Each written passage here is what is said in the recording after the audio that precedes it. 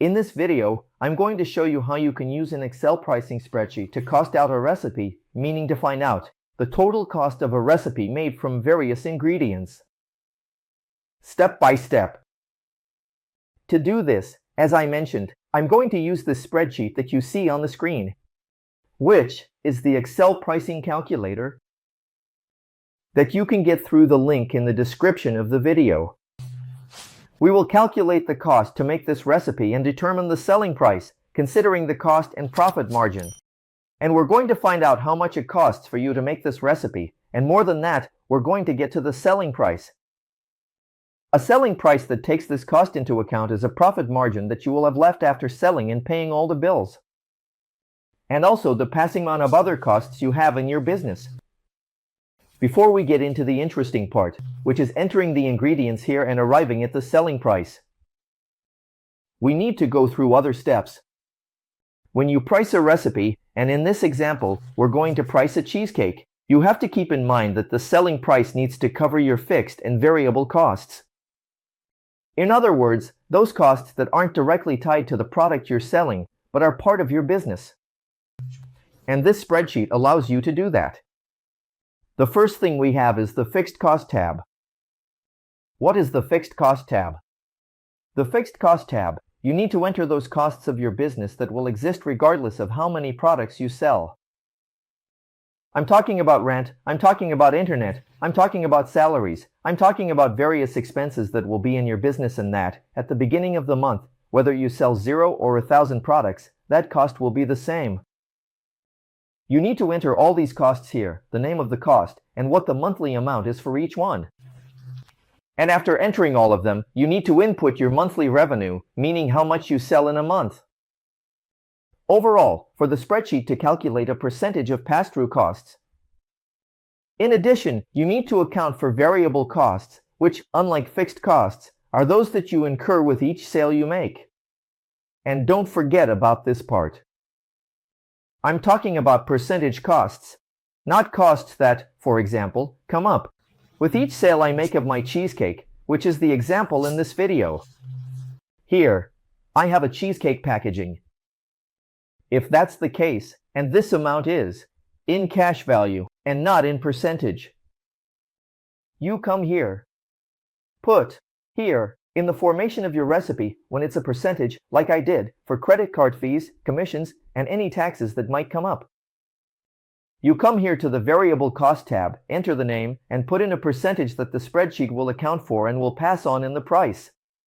And finally, before we actually get into putting together our recipe, starting with the ingredients, we have the materials. When we're talking about a recipe, you know there's a list of ingredients or materials that go into that recipe in a certain quantity. But to make various recipes, it's much easier to centralize all the ingredients in one place, and then you can build your recipes from those ingredients. What's the advantage of that?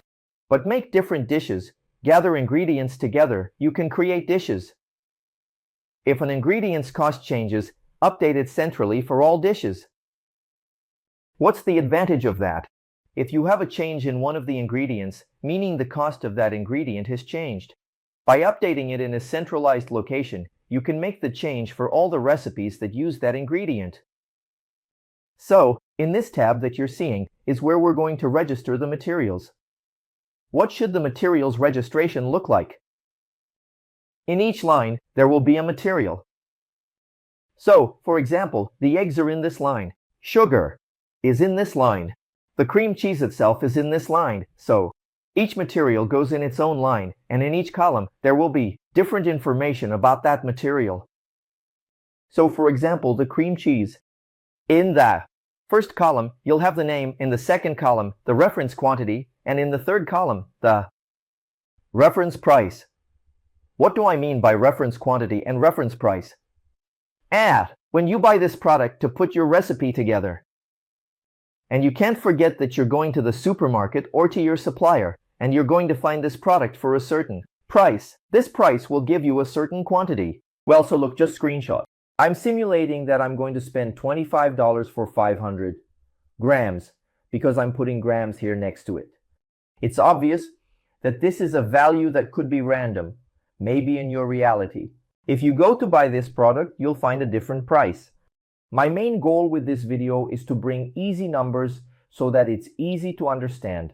Another example is the eggs. The eggs. I'm going to put here, I have 50 cents for 120 eggs per unit. So, in this case here, you will essentially have a specific price for each of the products and for a certain quantity. So you will register all these ingredients or even other materials to use later in the pricing. An important point is that here in this tab, we won't just have ingredients. We'll also have materials. So if you're making the cheesecake here, for example, you're going to need a packaging. And you register the packaging here as a material, I'm stating that it's $1.50 per unit. I want to emphasize the values you're seeing here don't necessarily have to match reality, because we're just using an example for you to understand how to use the spreadsheet. And when you register all the ingredients and materials, then yes, we will move on to pricing. So there is a tab called Pricing with Unknown Cost, which is this tab here, is where you will select all the ingredients. You notice that those materials and ingredients you've already registered will all appear here. So you just need to click the box, select the ingredient, and in the front column, enter the quantity. In this case here, for example, the eggs, I'm putting 3. It's 3 kilos, 3 grams, 3 in quantity. You need to check the registration. How did you register the egg per unit in quantity? So each egg you add refers to a quantity. You have to put it here in the recipe in quantity as well. I put 100 for the sugar. 100 what? We're talking about 100 grams because you registered a reference unit in grams. So that's why you're going to fill it out here in grams as well. So you will do this for all the ingredients. You will select it in the item column and put its quantity in the front column. When you do this, you already have the cost of your recipe in a very simple way. If you scroll down the spreadsheet, you can see down here that this recipe will have a total cost. It costs $38, so your recipe is already calculated in a very simple way. But our goal with this spreadsheet, besides knowing the cost of the recipe, is also to arrive at the selling price. I want to know this recipe that I'm making, which is for selling. It's a way to create a product for sale, at what price I need to sell it, and to sell, you need to enter more information here in the spreadsheet. First, the desired margin. What is the desired margin? It's the profit margin that will be left over after the selling price, when you pay all the costs. So look, I'm just putting 20% if I sell for $100. It means that after paying all the costs, whether it's the cost of the recipe or the fixed and variable costs that we saw, you'll have 20% profit. If I'm selling for 20% of $100 is $20. So in this case, I'll have $20 left as profit because I set up my pricing so that it actually has a 20% profit. So you will enter a desired margin. It's worth noting that as you change the margin, you change the percentage. The selling price next to it also changes. Another important point is exactly how many units this batch will produce in total. So look, when you're going to make a recipe, usually you don't make it. In our example, for a cheesecake, you make a much larger recipe and then you portion it into smaller parts. Each of these smaller parts will give you a product that you will sell. So, you need to inform the spreadsheet here about this large total recipe that you're making. How many units? How many units will the batch produce? I put 12. You're going to enter your recipe and there will be a specific amount. And then you're going to enter the number here. It can be 12, it can be 20. I'm going to put 20, but don't forget that, in this case, I also need to change the number of packages here to 20. And then the spreadsheet, you notice that it automatically starts recalculating. When it receives all this information, we effectively have the selling price, which in this case should be $7.42. Don't forget that here it's each unit, not your total recipe, it's each unit. Here on the side, you can see the selling price of $7.42. And when you sell the 20 units, you will reach 20 times 742. You'll reach $40.48 in sales. Do you? Remember that, in this case, we have the updated product cost because I changed the number of packages, as you recall. In this case, we have a total of $50.01. This is for the entire recipe, as you can see in this line here. For the product cost, in case you want to know for each unit. In other words, you remember that we made the recipe and divided it into 20 units.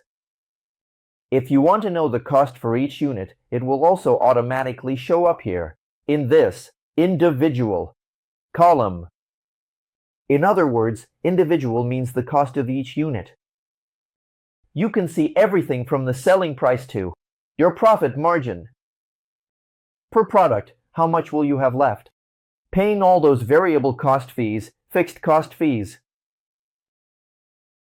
Product cost, leaving you with a profit margin.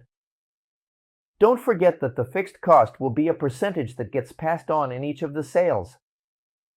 And at the end of the month, when you hit the amount you said you have in revenue, you'll automatically have that total fixed cost guaranteed.